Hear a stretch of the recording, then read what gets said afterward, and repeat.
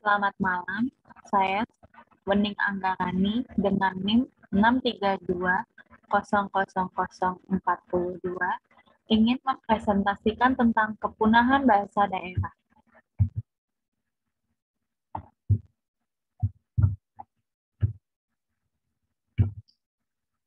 Sebelum memulai tentang pembahasannya, ada lebih baiknya kita memahami dulu apa itu bahasa. Bahasa adalah sistem lambang bunyi yang arbitrer yang digunakan oleh para anggota kelompok sosial untuk bekerja sama, berkomunikasi, dan mengidentifikasi diri. Fungsi utama bahasa adalah sebagai alat komunikasi antar manusia. Fungsi bahasa sendiri dalam kehidupan manusia ialah sebagai alat untuk berkomunikasi antar anggota masyarakat dalam satu kelompok dan alat interaksi secara individu maupun kelompok. Dengan singkat kata, bahasa adalah alat komunikasi. Keanekaragaman bahasa. Untuk jumlah bahasa daerah di Indonesia, ada peneliti yang mengatakan jumlah bahasa di tanah air sebanyak 706. Ada yang mengemukakan jumlah bahasa daerah sebanyak 720 bahasa dan bahkan data dari Summer Institute of Linguistics menunjukkan angka 735 bahasa daerah yang tersebar. Dalam Ethnologue Language of the World, dikemukakan bahwa di Indonesia terdapat 742 bahasa.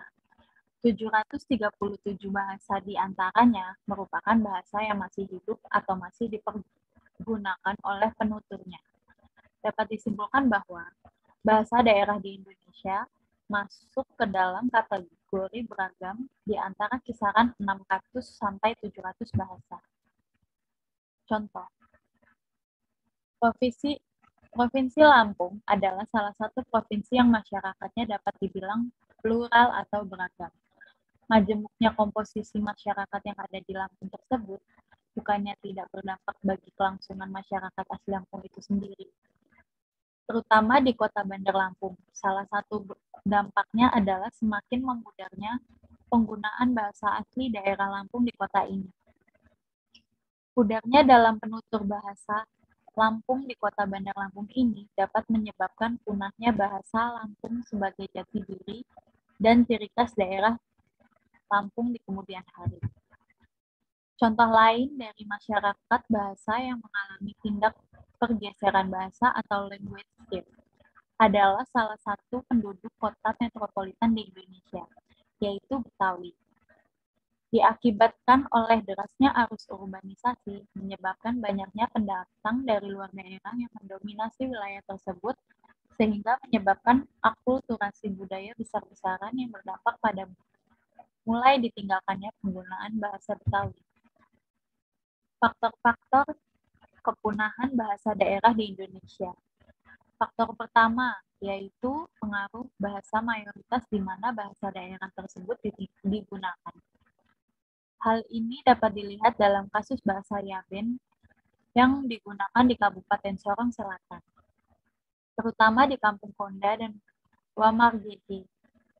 Bahasa yang dapat dikategorikan ke dalam rumpun bahasa non-Austronesia ini merupakan bahasa minoritas dengan jumlah penuturnya diperkirakan tinggal sekitar 500 orang. Faktor kedua adalah kondisi masyarakat penuturnya yang bilingual atau bahkan multilingual. Artinya kondisi di mana seorang penutur mampu menggunakan dua bahasa atau bahkan multibahasa. Pada situasi seperti ini, sering terjadi alih kode atau campur kode, berkaitan dengan penggunaan beberapa leksikon maupun frase bahasa lain dalam tuturan. Faktor ketiga adalah globalisasi. Era globalisasi sekarang ini yang terjadi dalam berbagai dimensi kehidupan manusia seperti ekonomi, sosial, politik, dan budaya telah mendorong penutur sebuah bahasa untuk secara berhasil dapat berkomunikasi dan berinteraksi dengan penutur bahasa lain yang berasal dari negara lain, terutama negara yang berbahasa Inggris. Keempat, yaitu faktor migrasi. Migrasi penduduk keluar dari daerah asalnya, baik karena pekerjaan, pendidikan, keluarga, maupun karena beberapa faktor lain turut pula menentukan kelangsungan hidup bahasanya. Contoh kasus yang dapat dikemukakan di sini yaitu apa yang terjadi pada sebagian orang Manado.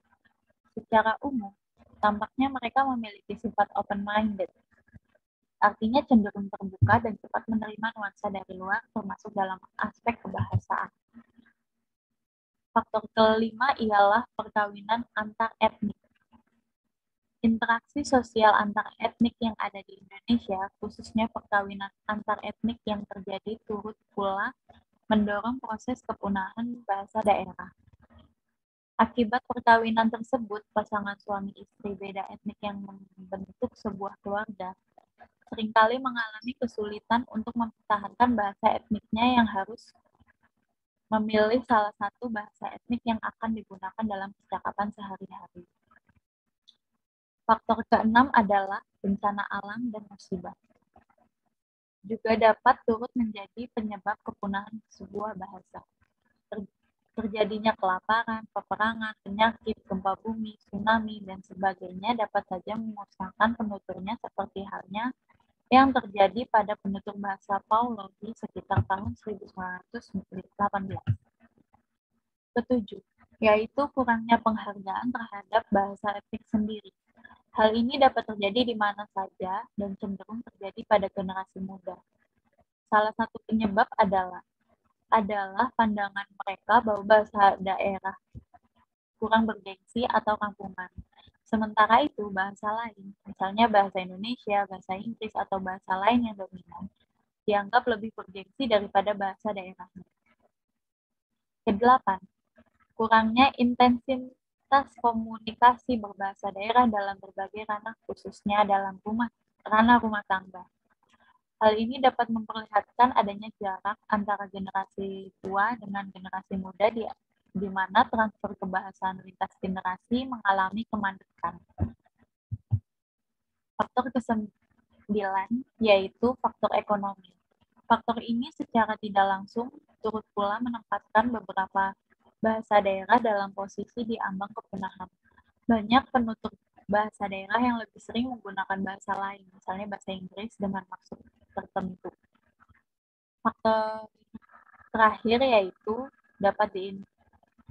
yang dapat diidentifikasi di sini ialah faktor bahasa Indonesia. Faktor ini sebenarnya secara implisit tidak lepas dari pengaruh dimensi sosial politik yang melingkupi kehidupan masyarakat negara ini. Implikasi kepunahan sebuah bahasa mengandung implikasi yang luas. Secara linguistis, dapat dikatakan bahwa hilangnya sebuah bahasa merupakan akhir dari pemakaian bahasa tersebut karena ketiadaan lagi penutur. Akan tetapi, kepunahan ini sebenarnya tidak bisa hanya dilihat dari satu sisi saja, yakni hilangnya bahasa penutur tersebut. Melainkan perlu diperhatikan pula apa yang ada di balik bahasa tersebut yang secara inheren melekat di dalamnya, yakni kebudayaan penuturnya. Sekian presentasi dari saya. Selamat malam dan terima kasih.